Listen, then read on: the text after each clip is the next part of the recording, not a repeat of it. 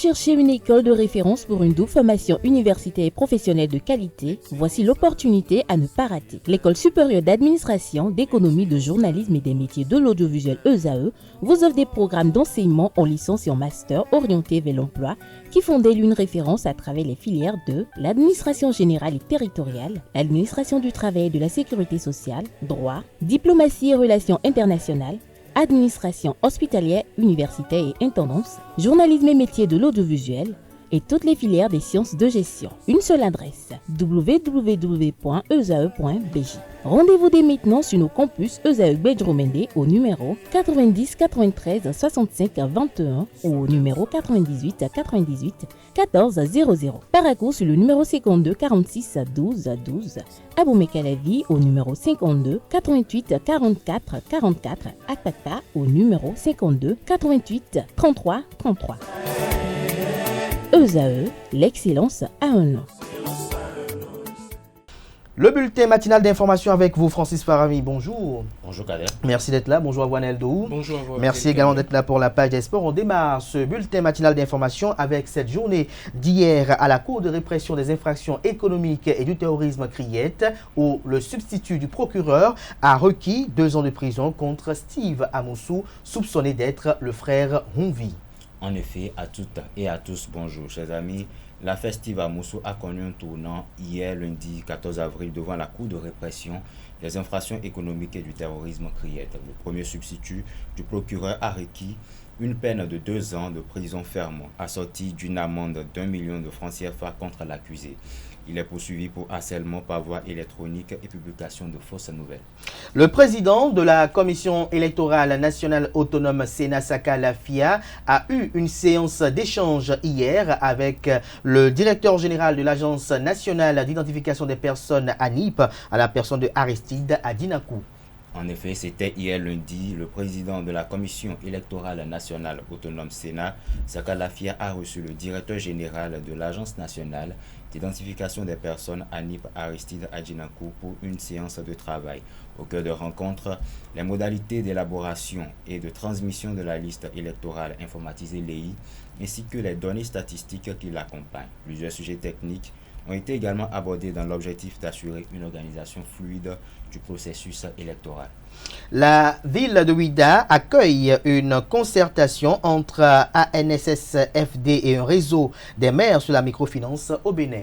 En effet, la ville de Ouidah a accueilli ce lundi 14 avril une rencontre stratégique entre 2 acteurs majeurs de la microfinance au Bénin. Le directeur général de l'Agence nationale de surveillance des systèmes financiers décentralisés ANSSFD, Philippe Daoui, s'est entretenu avec le maire de la commune de Ouidah, Maouyon Christian Rochenou, qui assure également la présidence du réseau des maires pour l'assainissement du secteur de la microfinance.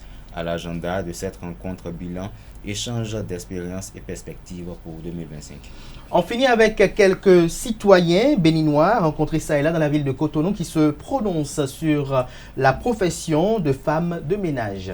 Une femme de ménage est une personne qui nettoie des locaux contre une rémunération. En Afrique, la conception de ce métier diffère et est souvent objet de polémique. Au micro de Quentin Amoussou, quelques citoyens béninois s'opposent au service des femmes de ménage. Suivons ensemble. Si tu as les moyens d'engager une ménagère pour ta femme, je pense que c'est bon. La femme, ta femme n'est pas une prisonnière pour toi, un boy pour toi.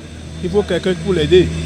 Et ça revient à toi, le mari, de l'aider pour payer par mois. Il faut que l'aide ménagère soit aussi une croyante. Il ne faut pas aller prendre une païenne pour être aide ménagère.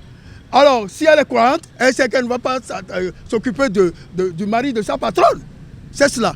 Donc c'est possible. Mais ça dépend de la mentalité de cette aide ménagère. Si ma femme est dans le besoin, parce que ça dépend des travaux domestiques, ça dépend des travaux.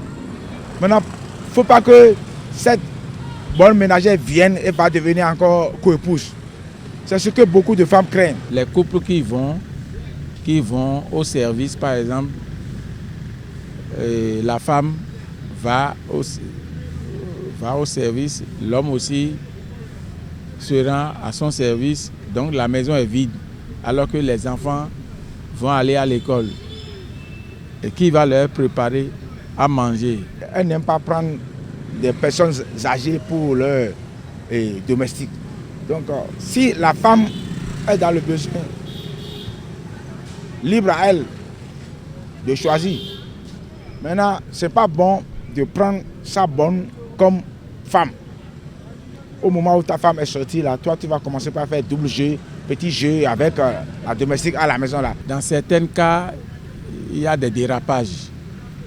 Donc, il faut que le couple, chez qui cette bonne au père soit quand même attentif,